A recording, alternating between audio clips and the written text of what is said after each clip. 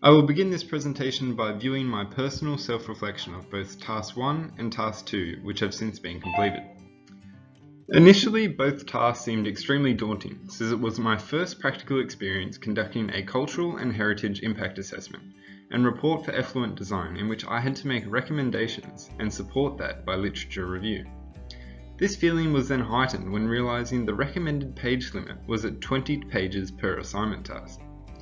Despite this, my approach was to simply read through the entire assignment brief and highlight the key concepts and tasks required in order to divide the assignment into much smaller and achievable tasks, completing each one by one, which came to the ultimate completion of each task. I think this attitude of dividing and conquer, in addition to peer collaboration, ensuring we are all on similar tracks and identifying the key points, attributed to the successful completion of these tasks. Overall, I believe this was a successful experience, in which the quality of the reports exceeded my initial expectations. Throughout this process, I believe the key lessons I took from it, that all actions, even ones which seem like it's doing a world of good, such as the sewage treatment plant, can have negative consequences. However, it's not the negative consequences that we need to focus on. It's the mitigation effects and the views of the wider community which really control how we can successfully plant or implement this sort of technology. Moving on to the second part of this presentation, I will be conducting a reflection of peer assessment tasks for both Task 1 and Task 2. Starting with the Cultural and Heritage Impact Assessment, in which I got assigned reports C6, C11 and C12. Firstly, when reviewing C6, I thought the quality of the report was extremely high, with a strong understanding of key concepts such as identification of cultural sites and regulations, which governed the area and how that would impact the sewage treatment plant effluent quality. Furthermore, the list of 5 valid recommendations was a standout for me, especially the fact that they were all supported and referenced by academic reports, and something I wish I improved on in my own reports. On the flip side of this, I think the report was just missing that key link between describing exactly how the sewage effluent quality would damage or cause concern to the cultural sites. Overall, I scored this report an 8.5 out of 10. C11 was a unique report in which the student decided to choose their own site, which was along the Great Western Highway. I think this decision to choose a site which the student is currently working on both had its pros and cons. Positives included a really detailed understanding of the regulatory requirements and the guidelines outlined by their client, which in this case was Transport for New South Wales. I also think another pro of this is that they had a really good understanding of all the affected sites along the path, considering they had already conducted pre-assessment land conditions. Despite this though, I think the biggest downfall of this decision was that the nearest cultural site was more than 500 metres from the works, which meant that the mitigation strategies were largely genetic and did not have specific examples of specific sites linked directly to construction activities that would be present on the job. Overall, I scored this report a 7.5 out of 10. C12 went back to the Narfew sewage treatment plant site and provided an extremely in-depth analysis of the cultural sites, legislative and regulatory requirements, and focused a lot on the socio-cultural impacts that would arise if the cultural sites were damaged or destroyed. I think this socio-cultural impact assessment was something that I missed in my own Task 1, and it's something now that I can grasp how important it is and wish I employed that in my first task. Despite this, I found the report to be missing a major part in that there was hardly any mention of the effluent quality and how this would potentially impact the cultural sites.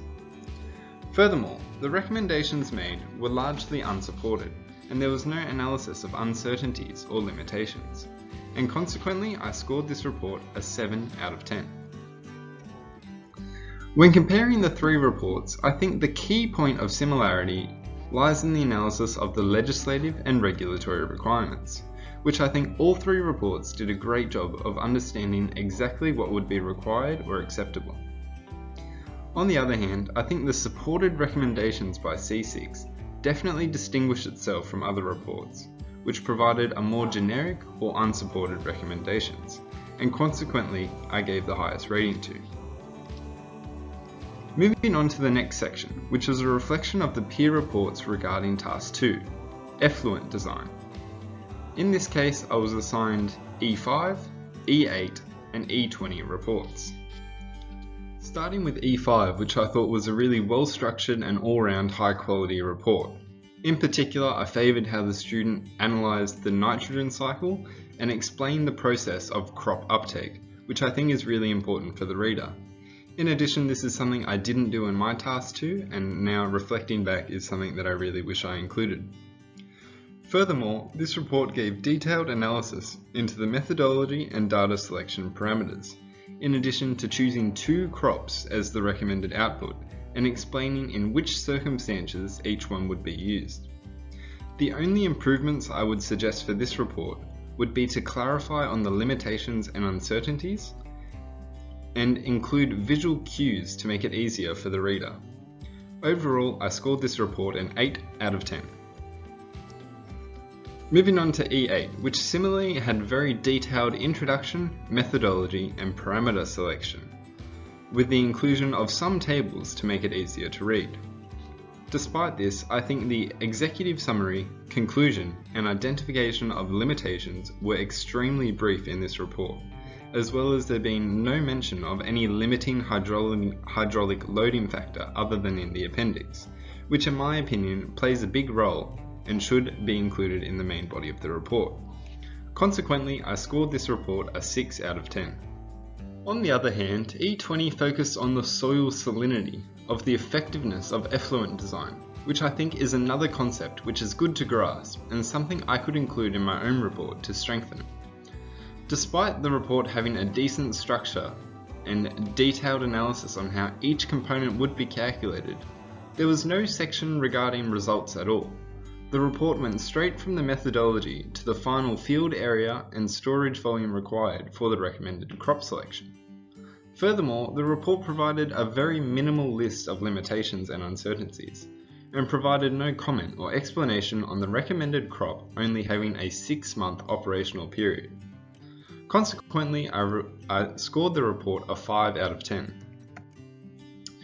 When comparing the 3 reports, it is interesting to note that all 3 provided different recommendations in terms of crop selection and got extremely different values for the field area and required storage volume.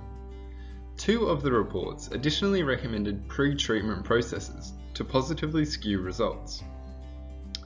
Overall, I wish all 3 reports included more visual representation of the results and graphs to examine the significant levels of impact in effluent quality and/or crop selection variations that have on the field area and storage volume, respectively. Ultimately, it was the explanation of results and thorough comparison of recommendations that placed E5 as a superior report compared to the others.